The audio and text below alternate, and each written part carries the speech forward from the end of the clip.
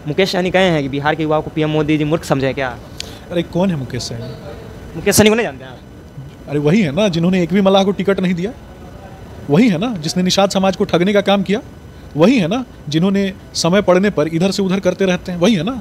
और ऐसी outdated same इनका बिहार में जरूरत नहीं है। सर्कस का रथ लेके घूमने से देश का कल्याण हो जाता है क्या? समाज का कल्याण हो जाता है क्या? मेरे पास अगर वो सर्कस का रथ होता तो मैं उस सर्कस का रथ को बेच के निषाद समाज के बच्चों को पढ़ाने का काम करता और उनको भी आईएएस आईपीएस अधिकारी बनाता। नवरात्र आदि शक्ति माँ जगदम्बा का पर्व हम मना रहे हैं, नवरात्र का फेस्टिवल मना रहे हैं, और नवरात्र में ये लोग मछली खा के मांस खा के क्या दिखाना चाहते हैं? इनको सुबह से उठते हैं ये लोग, और सुबह में सबसे पहले इन लोगों की सुबह शुरू होती है मर्यादा पुरुषोत्तम श्री राम के खिलाफ बोल के, राम मंदिर को तोड़ने की बात से, और उसके बाद सनातन को गाली दिलवा के। ये इसी प्रकार के लोग हैं। पशु तस्करों के साथ गलबहियां करके, पशु तस्करों के साथ बैठ करके मीटिंग करने से इनकी जो है वो सुबह शुरू होती है। मैं पूछना चाहता हूँ, इन्हीं के अलायंस में स्टालिन है ना, आप बात तो पलटेंगे नहीं ना।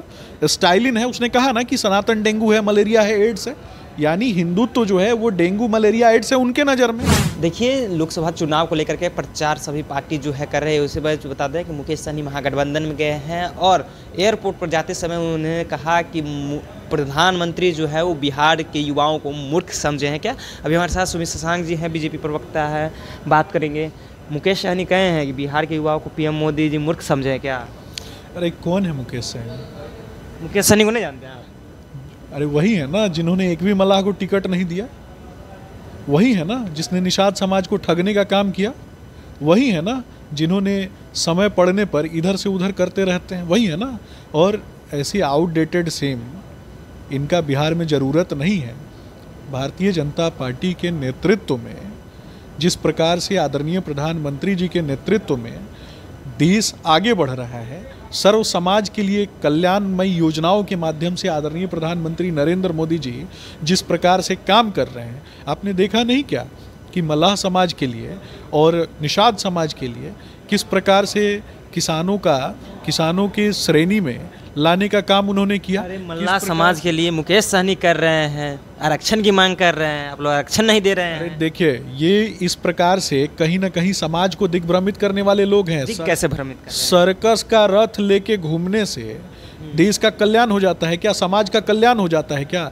मेरे पास अगर वो सर्कस का रथ होता तो मैं उस सर्कस का रथ को बेच के निषाद समाज के बच्चों को पढ़ाने का काम करता और उनको भी आईएएस आईपीएस अधिकारी बनाता। आरक्षण का मांग तो करिए ना रहे हैं। अरे मैं तो बता रहा हूँ ना, मैं तो वही बता रहा हूँ कि ऐसे लोग जो हैं वो कहीं ना कहीं समाज को दिग्भ्रमित करने वाले लोग हैं। एक बार ठग चुके हैं, बार बार जो है ये ठग नहीं सकते हैं, ये बार बार समाज को ठग नहीं सकते हैं। आदरणीय प्रधानमंत्री नरेंद्र मोदी जी ने जिस प्रकार से भारतीय जनता पार्टी के मैनिफेस्टो में आपने देखा होगा कि कैसे निषाद समाज के लिए विभिन्न योजनाओं को शामिल किया, किस प्रकार से एक नाव पर आधारित जिस व्यक्ति का जीवन होता है उस नाव का भी इंश्योरेंस कराने का काम किसने किया? आदरणीय प्रधानमंत्री नरेंद्र मोदी जी ने किया। 80 करोड़ से भी ज़्यादा लोगों को अनाज किसने प्रदान किया? आदरणीय प्रधानमंत्री नरेंद्र मोदी जी ने किया। 34 करोड़ से ज़्यादा लोगों को आयुष्मान भारत योजना के माध्यम से लाभान्वित किसने किया? उनके स्वास्थ्य की रक्षा किसने की? उनके स्वास्थ्य की देखभाल किसने की? आदरणीय प्रधानमंत्री नरेंद्र मोदी जी ने कह रहे हैं कि बार बार आ रहे हैं बिहार, लिट्टी चोखा नहीं खा रहे हैं। देखिए, मैं सिर्फ इतना बताऊंगा कि एक कहावत है कि अंडा सेवे कोई या बच्चा लेवे कोई। तो ये पूरा गैंग जो है ना, इनके एक नेता दिल्ली बैठे हुए हैं। कौन है नेता? जिनका नाम आर से नहीं शुरू होता है, उनका नाम ओ से शुरू होता है। और उन्हीं का पूछ यहाँ पे जो लोग बैठे हुए हैं, ये हेलीकॉप्टर में बैठ के कभी मछली खाएंगे, कभी कुछ खाएंगे, कभी कुछ खाएंगे। इनको सुबह से उठते हैं ये लोग, और सुबह में सबसे पहले इन लोगों की सुबह शुरू होती है मर्यादा पुरुषोत्तम श्री राम के खिलाफ बोल के, राम मंदिर को तोड़ने की बात से, और उसके बाद सनातन को गाली दिलवा के। ये इसी प्रकार के लोग हैं। पशु तस्करों के साथ गलबहियां करके, पशु तस्करों के साथ बैठ करके मीटिंग करने से इनकी जो है वो सुबह शुरू होती है।